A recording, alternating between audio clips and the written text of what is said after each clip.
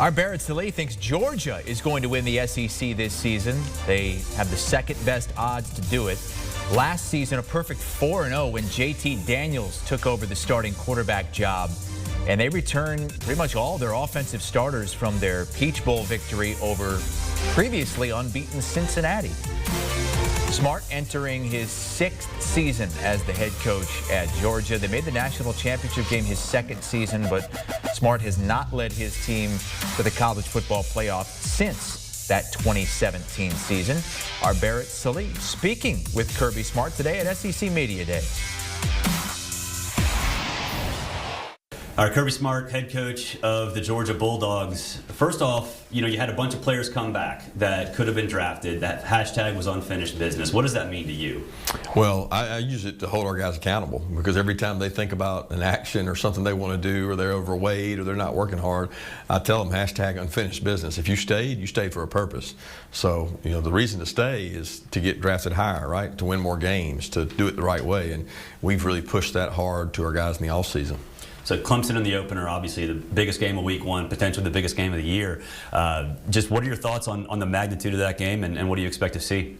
Well, it's a large game on the national media stage. For us, it's a chance to see where we are with this team, because this team's different than their team's different. They just lost, a franchise quarterback. So for both of us, it's about finding out where we are, and I think the best way to find that out is play a really good team. A lot of times you don't find out a lot about yourself when you don't play a quality opponent. We get to play a quality opponent, so we'll know a lot about ourselves. It'll help us in SEC play, and I love playing those kind of games, so I'm excited.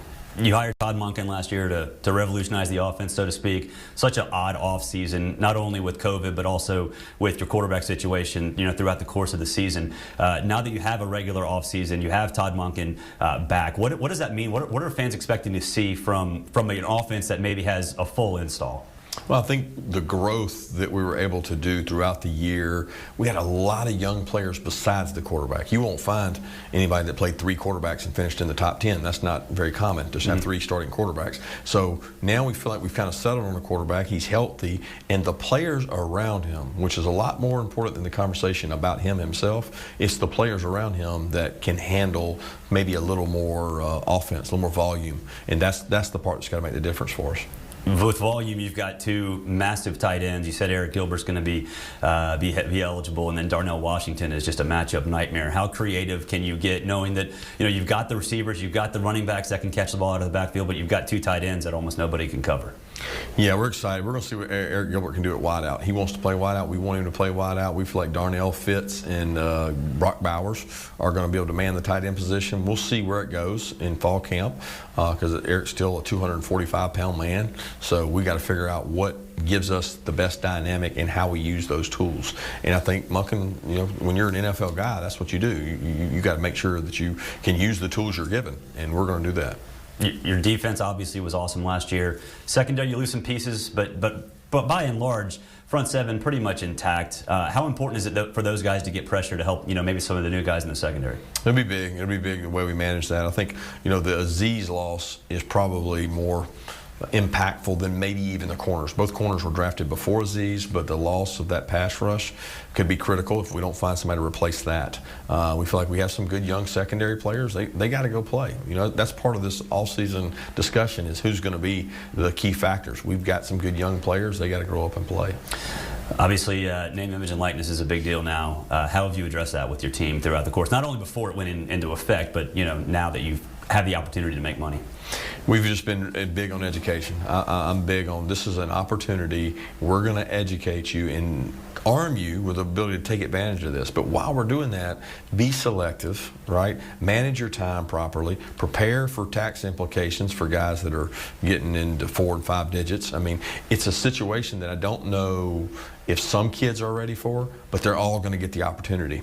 And to what extent, we don't really know. Everybody's still delving into it. I don't think it's going to hinder college football in any kind of great way. The one-time transfer is obviously a big deal now, too. How does that change college football, and how do you approach the fact knowing that you can basically rebuild a roster in the offseason if you need to?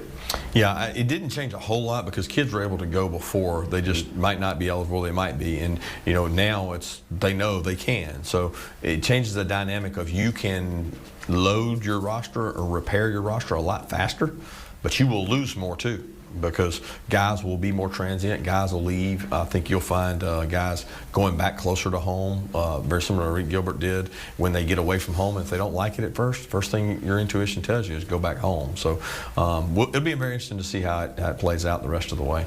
You're a veteran now. You were a first-time head coach when you got the job at Georgia. You're a veteran now. What have you learned personally on how to manage a game, manage a program administratively, but also just from a football perspective? I think experience is the key. I think you surround yourself with bright people. I've been able to do that with coordinators. I've got Dan Lanning and Munkin. Coach Muschamp being on staff has been a tremendous asset for us. So for me, you surround yourself with really bright people. You do things quality control-wise. You study yourself. You look at things in the off-season. You spend a lot of time on that. So I enjoy those parts of the game. That's what I enjoy the most. So I embrace that. I know you and Will Muschamp got into it a little bit in Valdosta on the basketball court. How are those basketball games going right now? Nobody's playing basketball now, I can assure you that. He's getting a lot more exercise than I am. I'm running around with my young kids, and his kids are a little bit older, so he's more in the treadmill and exercise mode. I'm in more of the daddy coach mode. Thanks, Kirby. Thanks. Georgia, the favorite in the SEC East and the second best odds to win the whole SEC, behind only the defending national champion Alabama Crimson Tide. Georgia coming in at plus 250. Do you want a sports network that delivers everything that matters about the game? The highlights, the picks, the instant analysis, no yelling, no fake debates, no politics.